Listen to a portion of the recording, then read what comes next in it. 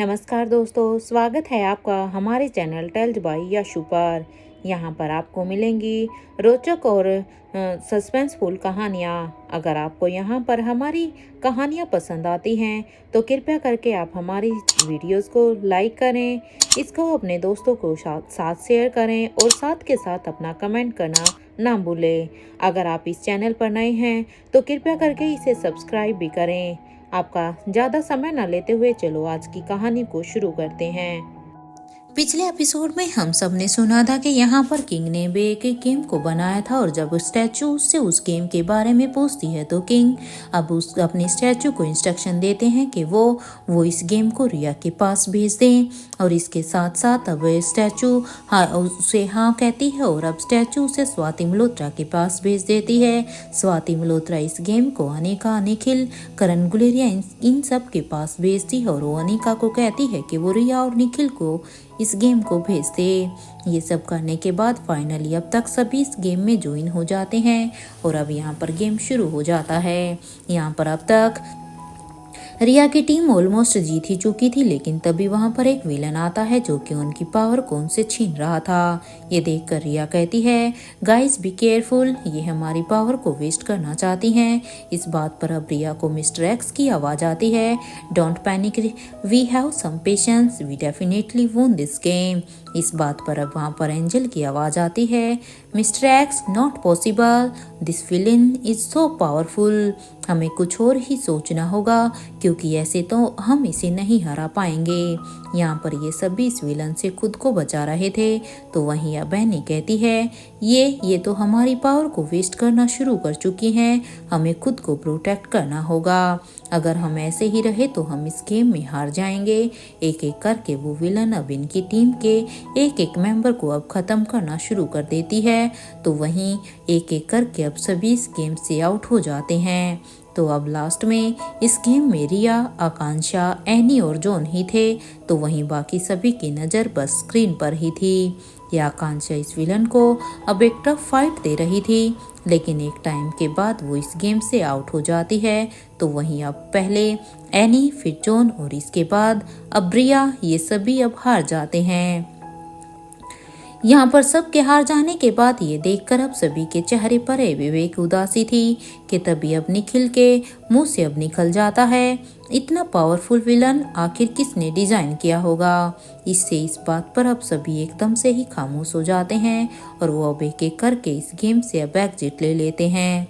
अनिका अभी अपने रूम की बालकनी में खड़ी थी और अपने रूम की बालकनी में खड़ी अब अनिका कुछ सोच रही थी कि तभी अब उसे एहसास होता है कि रोहित रूम के अंदर आ रहा था। रोहित को देखकर अब अनिका कहती है, मिस्टर मारवा कहाँ थे आप? अनिका की इस बात पर अब रोहित कहता है, अनिका वो मैं अपने पर्सनल ऑफिस में था, मुझे कुछ जरूरी काम था इसलिए मैं वहां पर अपना काम कर रहा था। वैसे तुम ये सब क्यों पूछ रही हो? रोहित की इस बात पर अब अनिका कहती है, कुछ नहीं मिस्टर मारवा, बस ऐसे ही, चलिए ना बच्चों के रूम में चलते हैं, रिया थोड़ा सा उदास होगी। अनिका की इस बात पर रोहित कहता है, क्यों? वो तो अपनी बड़ी मौसी को क्या वो अपनी बड़ी मौसी को याद कर रही है? भला वो यहाँ पर आने के बाद उदास क्यों होगी? रोहित की इस बात पर अनिका कहती है, नहीं, हम सभी कुछ देर पहले गेम खेल रहे थे ऑनलाइन। स्टार्टिंग में तो मिस्टर मारवा सब कुछ सही लग रहा था, ऐसा लग रहा था कि हम जीत जाएंगे, लेकिन तभी उस गेम में एक विलन आया। उसे देखकर ऐसा लग रहा था कि अब तक की हमारी जीत उस विलन के आगे बेकार है। इस बात पर अब रोहित कहता है, अनिका तुम गेम की बात कर रही हो या फिर हमारी रियल लाइफ की? क्योंकि जिस तरह से तुम बातें कर रही हो ये तो एक रियल लाइफ की स्टोरी लग रही है। रोहित की इस बात पर अनिका कहती है, पता नहीं मिस्टर मारवा, मुझे कुछ ठीक नहीं लग रहा है, क्योंकि जो बात आपके दिमाग में आई है वो कब की मेरे दिमाग में आई है और मैं कब से वही सोच रही थी। क्योंकि हो ना हो इस गेम के सहारे ये गेम हमें कुछ सोचने पर मजबूर कर रहा है, क्योंकि यहाँ पर जो विलन आया है उससे मुझे भी अब ठीक नहीं लग रहा, कहीं ये सच में हमारी भी लाइफ में कुछ ऐसा तो ना हो। इस बात पर अब रोहित कहता है, अनिका वो बस एक गेम था, वैसे मुझे बताओ कि उस गेम के विलन की क्या क्वालिटी थी? अब रोहित की इस बात पर अनिका कहती है, ये मैं आपको बाद में बता दूंगी मिस्टर मारवा, पहले बच्चों के रूम में चलते हैं क्योंकि उस गेम को हारने के बाद रिया जरूर अपसेट है। अनिका की इस बात पर रोहित कहता है, ठीक है अनिका चलते हैं। यहाँ अनिका और रोहित दोनों ही ऐसे ही एक दूसरे से बातें करते हुए बच्चों से मिलने के लिए उनके रूम की तरफ बढ़ जाते हैं। तो वहीं इधर जैसे ही वो वहाँ पर पहुँचते हैं तो वो उनके रूम को नॉक करते हैं और इस दरवाजे को यहाँ पर आर्यन ने खोला था। आर्यन को दरवाजे पर देखकर अब रोहित और अनिका दोनों ही अब आर्यन के सिर पर अपना हाथ रखते हैं और अब यहाँ पर अनिका आर्यन से पूछती है, रिया कहाँ पर है? तब आर्यन कहता है, मॉम वो तो अंदर बेड पर बैठी हुई है, पता नहीं उसे क्या हुआ है। वह अब आर्यन ने इतना ही कहा था। तब रिया कहती है, जरूर वो उदास है ना। अब अपनी मम्मा की इस बात को सुनकर आर्यन हाँ में अपना सिर हिला देता है। तो वहीं अब आर्यन की इस बात को ऐसे सिर हिलाता हुआ देखकर वो दोनों अभी अंदर आ जाते हैं और इधर अभी आर्यन अपने कमरे के दरवाजे को बंद कर देता है। जैसे ये दोनों ही रूम के अंदर आते हैं तो वहीं रिया को उदास देखकर अब अलेक्जेंडर कह रहा था, रिया इट्स जस्ट अ गेम। इस बात पर रिया कहती है कि मैंने इतने पावरफुल विलन के साथ फाइट की है, बट आज वाला तो बहुत ही पावरफुल था क्योंकि मैंने हमेशा ही अपने गेम में हमेशा ही बढ़त हासिल की है।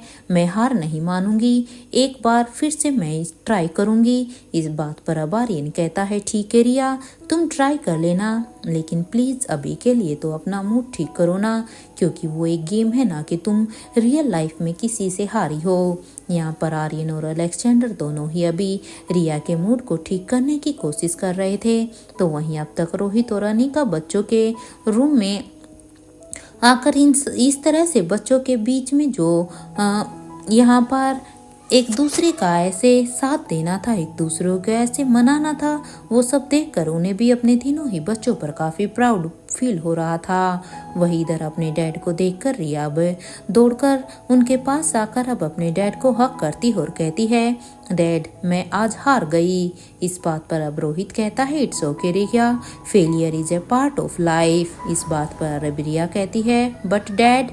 अब रिया ने यहाँ इतना ही कहा था। इस बात पर अब रोहित रिया से फिर से कहता है, इस बार हार गई हो रिया, लेकिन नेक्स्ट टाइम जीत जाना, इसमें उदास होने वाली कोई भी बात नहीं है। और हमेशा याद रखना कि हार से सीख लेने वाले इंसान की हमेशा जीत होती है। इस बात पर अब रिया अनिका से कहती है, मम्मा आपको बुरा लगा, आप भी तो हारी हो ना। अब रिया की इस बात पर अनिका कहती है, नहीं रिया मुझे बुरा नहीं लगा, इनफैक्ट मम्मा ने तो लर्न किया है। इस बात पर अब अलेक्जेंडर कहता है, मम्मा देखिए ना, मैं भी रिया से तो यही कह रहा था कि हार के साथ हम कुछ ना कुछ जीतते हैं, लेकिन ये खुद मान ही नहीं रही। अब अलेक्जेंडर की इस बात पर अब रोहित कहता है, रिया आप मुझे ये बताइए कि क्या वो विलन बहुत ही पावरफुल था कि मेरी रिया की बेस्ट टीम मिलकर भी उसे हरा नहीं पाई। अब रोहित की इस बात पर रिया कहती है, हाँ dad, and you know what, उस विलन की सारी ही पावर उसकी आंखों में ही थी।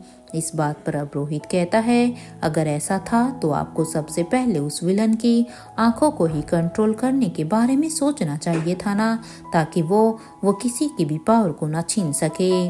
रोहित के मुंह से ये सुनते ही अब रिया अनिका की तरफ देखने लगती है। तो वहीं अनिका को भी अब रोहित की बात सही ही लग रही थी कि आखिर रोहित सही ही तो कह रहा है। अगर वो उसकी सारी ही पावर उसकी आंखों में थी तो उन्हें उसके बारे में ही सोचना चाहिए था। अब अनिका सोचती है, सच में हमें ऐसा भी तो कर सकते थे। अपनी मम्मा को इस तरह से सोचता हुआ देखकर अब रिया कहती है, मम्मा डोंट वरी, नेक्स्ट टाइम मेरी टीम ही जीतेगी। रिया की इस बात पर अब अनिका कहती है, हाँ रिया हमारी टीम ही जीतेगी, and do you know I am proud of you बेटा। यहाँ पर अनिका और रोहित दोनों ही अभी बच्चों के साथ टाइम स्पेंड कर रहे थे। तो वहीं दूसरी तरफ इधर मल्होत्रा हाउस में स्वाति मल्होत्रा भी अभी भी उस गेम को लेकर ही सोच रही थी, क्योंकि जिस गेम को ज्वाइन करने से पहले सबके चेहरे पर एक खुशी थी, इस गेम को हारने के बाद अब सभी बारी बारी से इस गेम के बारे में सोचने पर मजबूर हो रहे थे। स्वाति मल्होत्रा के दिमाग में भी यही था कि मैं इतना तो समझ गई कि इस गेम को किसी और ने नहीं बल्कि खुद किंग ने ही डिजाइन किया है। और उस विलन की आंखें उस लेडी की आंखें की तरह ही थी जिसे मैं एक बार पेरिस में मिली थी। मल्होत्रा महेंद्र की माँ ने मुझे उससे मिलवाया था। मैं उन हरी आंखों को कभी भूल ही नहीं सकती हूँ क्योंकि उन आंखों को मैंने पहले भी देखा है। और जिस तरह से वो गेम था मुझे वो बिल्कुल इन आंखों के जैसे ही लग रहा है। यहाँ स्वाति मल्होत्रा भी अपने मन में सोच रही थी तो वहीं दूसरी तरफ इधर दिल्ली के आउटर पार एक चौपर वहां पर आकर रुकता है तो उसके अंदर से अब 3 लेडी बाहर निकल कर आती हैं और कुछ दूर की वॉकिंग डिस्टेंस के बाद वो तीनों ही अब एक घर के सामने खड़ी थी। और कुछ ही देर में अब उस घर के दरवाजे को खोलकर वो तीनों ही अभी अंदर आ जाती है।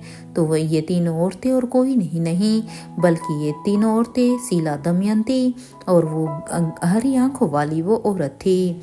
वहीं दमयंती अब जैसे ही ये सभी अंदर आती है तो दमयंती अब उस घर के दरवाजे को बंद कर देती है। तो यहाँ पर वो हरी आंख वाली औरत कहती है, शीला, तुम्हारी बहन स्वाति मल्होत्रा अब अपने घर में आ चुकी है और हाँ, कोशिश करो शीला कि तुम्हारी खानदानी आयुर्वेद की किताब हमें मिल जाए क्योंकि अब ये हमारे लिए एक बढ़त हो सकती है क्योंकि जिस किताब के बारे में हम कब से जानना चाहते थे अब स्वाति के आने से शायद हम उस किताब तक अब पहुंच सकते हैं। उस औरत की इस बात पर शीला कहती है, हमें उस किताब तक पहुंचना ही होगा क्योंकि अब हमारे पास और कोई ऑप्शन ही नहीं है इससे पहले कि वो किताब किसी और के हाथ लग जाए। इस बात पर अब दमयंती देवी कहती है, क्या है उस किताब में आखिर? इस बात पर अब शीला कहती है, वो किताब हमारे पूर्वजों ने लिखी है। ये मल्होत्रा फार्मेसी जिसमें आयुर्वेदिक दवाइयाँ बनाई जाती हैं उन दवाइयों का फॉर्मूला उस किताब में ही लिखा गया था। सालों पहले स्वाति दीदी उसे लेकर भाग गई थी। मुझे समझ नहीं आता है कि आखिर किस हक से वो उस किताब को लेकर भाग गई थी। पापा की मौत के बाद उसने ही मल्होत्रा फार्मेसी को संभाला था और खुद ही उस किताब को लेकर वो भाग गई। इसलिए मैं उसे भगोड़ी कहती हूँ। जैसी माँ वैसे ही उसकी बेटी।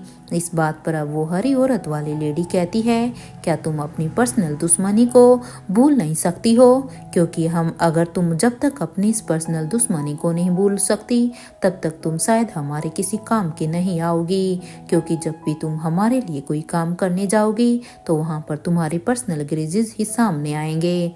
तुम दोनों ये मत भूलो कि इसी पर्सनल दुश्मनी के चक्कर में ही तुम दोनों हार चुकी हो।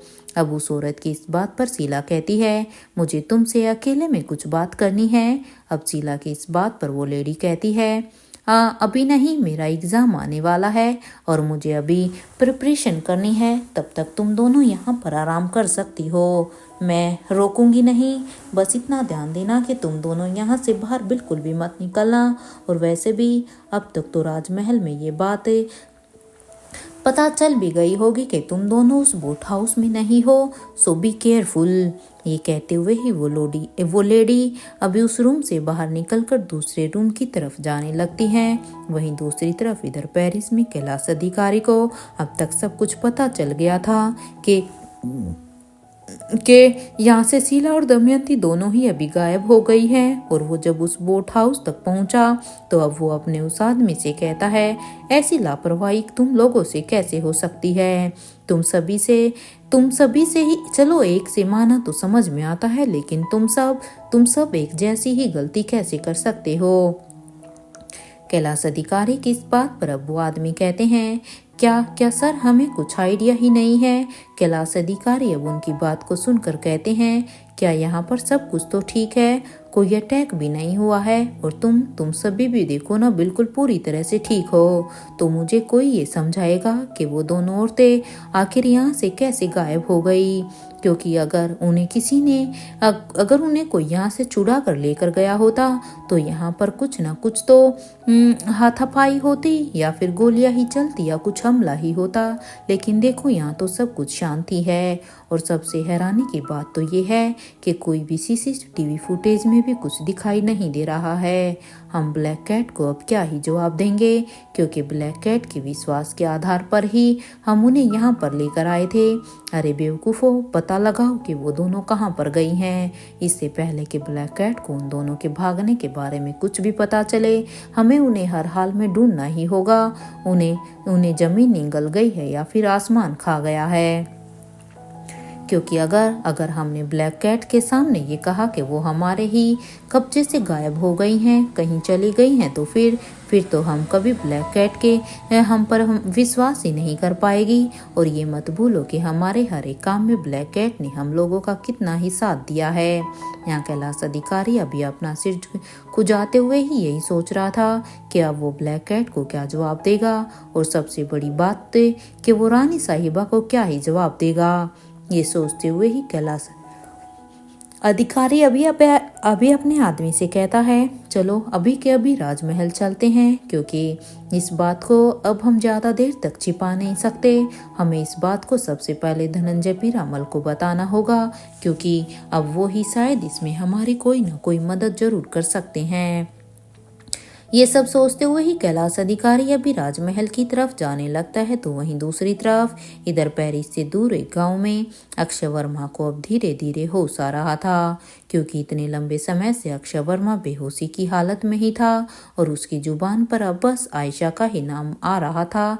इस आवाज़ को सुनकर अब यहाँ पर नताशा उसके पास आकर बैठ जाती है और अब वो उससे कहती है, अक्षय, क्या तुम मुझे सुन सकते हो? यहाँ अक्षय की जब आंखें खुली तो अपनी आंखों को सामने आयशा को देखकर अब उसके चेहरे पर एक स्माइल आ जाती है, क्योंकि यहाँ पर नताशा को देखकर अक्षय वर्मा उसे अभी भी आयशा मारवा ही समझ रहा था। और अब वो यहाँ पर अब नताशा से कहता है, मुझे पता था कि तुम मुझसे बहुत प्यार करती हो। तुम कहीं भी मुझे धोखा दे ही नहीं सकती, और मेरे लिए तुम अपने बेटे के खिलाफ भी चली गई। मुझे मानना पड़ेगा, सच में मेरा विश्वास बिल्कुल सही था। तुम सिर्फ मेरी ही हो। अब अक्षय वर्मा की इस बात पर नताशा कहती है, अभी इस बारे में बात नहीं करते हैं, क्योंकि हम इसके बारे में बाद में बात करेंगे। न्यू ईयर है तो पुरानी बातें भूलकर एक नई शुरुआत करते हैं। नताशा की इस बात पर अब अक्षय वर्मा कहता है, क्या तुम अपने बेटे को छोड़कर मेरे साथ रहने के लिए क्या तैयार हो? अब अक्षय की ये बात सुनते ही नताशा बिल्कुल ही अब धीमी आवाज में कहती है, अपने बेटे को तो मैं 30 साल पहले ही छोड़ चुकी हूँ। या नताशा को अपने ख्यालों में देखकर अब अक्षय वर्मा कहता है, क्या हुआ है तुम्हें? कहाँ खो गई हो तुम? मैंने तुमसे कुछ पूछा है, तुम उसका जवाब क्यों नहीं दे रही? अक्षय वर्मा की इस बात पर नताशा अब अपने सेंस में आती है और वो अब अक्षय वर्मा से कहती है, क्या मैं जान सकती हूँ कि तुमने इस ऑर्गेनाइजेशन को ज्वाइन क्यों किया? नताशा की इस बात पर अब अक्षय वर्मा कहता है, आई एम सो सॉरी। वो मुझे लगा था कि अनिका ने तुम्हें मुझसे हमेशा के लिए दूर कर दिया है, इसलिए मैं उसके प्यार रोहित मारवा को उससे दूर करना चाहता था, क्योंकि बस उसी जेलेसी की वजह से अपने बदले को पूरा करने के लिए। अक्षय वर्मा की इस बात पर अब नताशा कहती है, तुम अब मेरे रक्षक नहीं हो, तुम मेरे रक्षक हो ही नहीं सकते हो। तुम तो कभी अपनी दुश्मनी में बच्चों को शामिल ही नहीं करते थे ना अक्षय, तो फिर अब क्यों कर रहे हो? नताशा की इस बात पर अब अक्षय वर्मा कहता है, हाँ, तो मैंने बच्चों को खुद भी नहीं किया है, क्योंकि बच्चे खुद अब इस लड़ाई में सामने आए हैं। इस बात पर अब नताशा कुछ भी नहीं कहती और वो अब अपनी जगह से उठकर दूसरी जगह जाने लगती है। कुछ देर तक चलने के बाद अब वो अपने पियानो के पास आकर बैठकर अब एक धुन बजाने लगती है। उस धुन को बजाने के बाद अब वो गाना गुनगुनाने लगती है, अजीब अजीब दास्तां है ये, कहाँ शुरू कहाँ खत्म, ये मंजिलें हैं कौन सी, ना समझ सके तुम ना हम, यहाँ अक्षय वर्मा के कानों में आयशा की ये मधुर आवाज़ आ रही थी, तो वो अपने मन में कहता है, ओह आयशा, कितना मिस किया है मैंने तुम्हारी इसी आवाज़ को, तुम्हारी इसी आवाज़ में इस गाने को, क्योंकि जब जब मैंने इस गाने को सुना है तब तब ये गाना मुझे तुम्हारी याद दिलाता था। तुम्हें इतने सालों तक याद किया है मैंने, ये गाना मैं तुम्हें कितनी बार कहता था तुम्हें कि इस गाने को गाने के लिए, लेकिन पता नहीं हंसराज मारवा से शादी करने के बाद तुम्हें आखिर क्या हो गया था। अरे वो हंसराज मारवा तुम्हें डिजर्व बिल्कुल भी नहीं करता है, तुम सिर्फ मेरे लिए बनी हो। अब मन तो कर रहा था कि उस हंसराज के बेटे रोहित को ये गुड न्यूज़ सुना दूं, आखिर उसे भी तो पता चले कि उसकी माँ आज भी मुझसे ही प्यार करती है, क्योंकि उसने मुझसे कहा था ना, लेकिन अपने बेटे से भी ज़्यादा वो मुझसे प्यार करती है, मैं उसे बताना चाहता हूँ। जहाँ अक्षय वर्मा भी यही सोच रहा था, तो वहीं दूसरी तरफ इधर नताशा के दिमाग में यही सब चल रहा था कि आखिर मारवा हाउस का कौन सा बेटा मेरा बेटा है। आयशा ने मेरे बेटे की जिम्मेदारी किसे दी होगी, और मैं कैसे पहुंचूंगी, मैं कैसे पहचान पाऊंगी अपने बेटे को। उसे 30 साल पहले जब मैंने उसे आयशा को सौंपा था, तो कभी सोचा नहीं था कि मैं अपनी ममता के हाथों इतनी मजबूर होकर एक बार फिर से आयशा से अपने बेटे के बारे में पूछूंगी। आज अगर माँ जिंदा होती ना, तो मैं पहले की तरह अपनी कन्फ्यूजन को उनसे कहती, और मुझे पूरा यकीन है कि वो मेरी कन्फ्यूजन को दूर भी कर देती। नताशा इधर आसमान की तरफ देख रही थी, तो यहाँ पर ढेर सारे फायर क्रैकर्स अभी आसमान में चल रहे थे। उन फायर क्रैकर्स को देखकर अब नताशा अपने मन में कहती है, उम्मीद करती हूँ कि ये नया साल सभी को ही उनका प्यार दे दे। यहाँ नताशा यही सब सोच रही थी, तो वहीं दूसरी तरफ इधर इंडिया में मारवा हाउस में रिया भी प्रिंसेस लतिका के साथ वीडियो कॉल पर बात कर रही थी, क्योंकि एक तरफ यहाँ पर रिया जो कि यहाँ पर अभी अपनी फैमिली के साथ एंजॉय कर रही थी, तो वहीं लतिका जिसका मन अभी भी रिया के बिना नहीं लगा हुआ था, वहीं अब प्रिंसेस लतिका से रिया कहती है हैप्पी न्यू ईयर। इधर इस बात पर अब रिया भी कहती है, अरे यहाँ थोड़ा टाइम है न्यू ईयर आने में, एनीवे हैप्पी न्यू ईयर। अच्छा बताओ कहाँ जा रही हो घूमने। अब उसकी इस बात पर अब प्रिंसेस लतिका कहती है, बड़े मामा ने हमसे कहा है कि वो हमें स्विट्जरलैंड लेकर जाएंगे, मैंने सुना है वहाँ पर ढेर सारी एडवेंचर्स प्लेसेस हैं। यहाँ लतिका अब रिया को अपना प्लान बता रही थी, तो वहीं आर्यन अब अलेक्जेंडर से कहता है, यार ये मैथ प्रॉब्लम तो देखो सोल्व ही नहीं हो रही है, मैं कब से ट्राई कर रहा हूँ। आर्यन की इस बात पर अब अलेक्जेंडर कहता है, एनीवे दिखाओ मुझे, चलो दोनों ही मिलकर इसे सोल्व करते हैं। यहाँ आर्यन और अलेक्जेंडर अभी अपनी पढ़ाई में लगे हुए थे, तो वहीं रिया भी प्रिंसेस लतिका के साथ बात कर रही थी। कुछ देर के बाद अब रिया अपने फ़ोन को देख कर कहती है, वहीं रिया भी अपने फ़ोन को देख रही थी, तो वहीं अनिका के दिमाग में अभी गेम वाली ही बात चल रही थी। अनिका भी यही सोच रही थी कि क्या वाकई में ये सिर्फ एक गेम ही था, या फिर आने वाले किसी नए तूफान का इशारा था, क्योंकि इस गेम को किंग ने बनाया है, तो जरूर किंग हमें किसी न किसी नए तूफान के बारे में पहले से ही अलर्ट कर रहे हैं। या अनिका भी अपने ही ख्यालों में थी, तो वहीं दूसरी तरफ रोहित अपने गिफ्ट्स को अनपैक करता है। वो जैसे ही अब वो अपने गिफ्ट को अनपैक करता है, तो उसे देखकर अब वो हैरान हो जाता है। उस गिफ्ट में एक पजल गेम था। ये देखकर अब रोहित कहता है, नाना जी ने आर्यन का गिफ्ट मुझे दे दिया, क्या सच में ये आर्यन के लिए था या मेरे लिए। इस बात को सुनकर अब अनिका एकदम से अपने सेंस में आती है, क्योंकि जब अनिका अपने ख्यालों में ही थी, तो रोहित जो कि उसके साथ में बैठा हुआ उसको उस गिफ्ट को अनपैक कर रहा था। इसलिए रोहित की इस बात को सुनकर अब अनिका कहती है, क्या हुआ है मिस्टर मारवा। इस बात पर अब रोहित कहता है, देखो नानिका, नाना जी ने आर्यन का गिफ्ट मुझे दे दिया। रोहित की इस बात पर अब अनिका कहती है, क्या पता मिस्टर मारवा ये गिफ्ट आपके लिए ही हो, चलिए इसे शुरू तो कीजिए, उसके बाद पता चलेगा कि ये आपके लिए है या नहीं। अनिका की ये बात सुनते ही अब रोहित उस पजल को बड़े ही ध्यान से देखता है और उसके बाद अब वो वहाँ पर उस पजल के सारे ही टुकड़ों को एक एक करके अब उन्हें जोड़ने की कोशिश करता है। और यहाँ अनिका बस बड़े ध्यान से रोहित को ही देख रही थी और अब वो रोहित के सामने आकर बैठ जाती हैं। यहाँ जैसे जैसे रोहित उन पजल को सोल्व करता जा रहा था, यहाँ अनिका की हैरानी उन पजल्स को देखकर बढ़ती ही जा रही थी। यहाँ रोहित ने अब जैसे ही उस पजल के आखिरी टुकड़े को जोड़ा तो जो चेहरा उस पजल में था, उस चेहरे को देखकर अब रोहित और अनिका दोनों ही हैरान हो चुके थे, क्योंकि जो पजल यहाँ पर किंग ने रोहित के लिए भेजी थी वो कोई एक्चुअल में पजल नहीं बल्कि वो एक ऐसा चेहरा था जिसे देखकर ये दोनों ही हैरान हो जाते हैं। ये किसी के चेहरे की पजल थी। यानी काब उस चेहरे को देखकर रोहित से कहती है, मिस्टर मारवा, ये सर जी का चेहरा है। इस बात पर अब रोहित कहता है, क्या तुम श्योर हो अनिका? अब रोहित की इस बात पर अनिका कहती है, हाँ मिस्टर मारवा, मैंने इनके साथ फाइट भी की थी तो मैं इन्हें कैसे भूल सकती हूँ। अनिका की इस बात पर अब रोहित कहता है, अनिका ये चेहरा सर जी का नहीं हो सकता है, क्योंकि अब उसने इतना ही कहा था। इस बात पर अब अनिका कहती है, क्या मतलब है आपका? इस बात पर अब रोहित कहता है कि अनिका, ये दादाजी के बड़े भाई हैं। ये दादाजी के बड़े भाई का चेहरा है। मेरा मतलब है कि धीरज, राहुल और सनी के दादाजी हैं ये।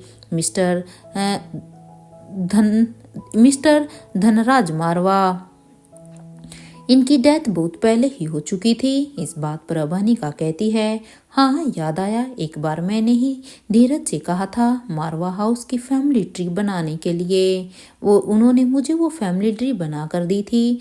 उसने ही मुझे बताया था कि आपके दादाजी दो भाई थे ना। इस बात पर अब रोहित कहता है, हाँ दादाजी दो भाई थे।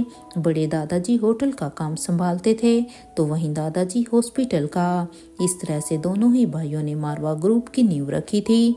अब रोहित की इस बात पर अनिका कहती है, इसका मतलब कि उस दिन जो चेहरा मेरे सामने आया था वो बस हमें गुमराह करने के लिए आया था।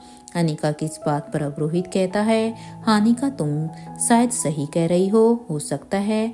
पता नहीं सर जी के एक चेहरे के पीछे कितने चेहरे हैं, और सबसे बड़ी बात यह है कि वो कब कब क्या करता है, ये बात छुपी कैसे है। और सबसे बड़ी बात है कि नाना जी की नज़र से ये बात दूर कैसे है, क्योंकि आज तक उनकी हर एक चीज पर नजर रही है, लेकिन अब तक वो सर जी को ही नहीं ढूंढ पाए। इस बात पर अब अनिका कहती है, लगता है कि नाना जी को पता चल गया होगा कि उस दिन हम दोनों के साथ क्या हुआ था, क्योंकि शायद तभी तो उन्होंने आपको ये पजल दी है। भला वो तुम्हें ये पजल क्यों देते? क्योंकि हमें तो लगा था कि सर जी का वही चेहरा है, लेकिन वो तो दादाजी का चेहरा है ना।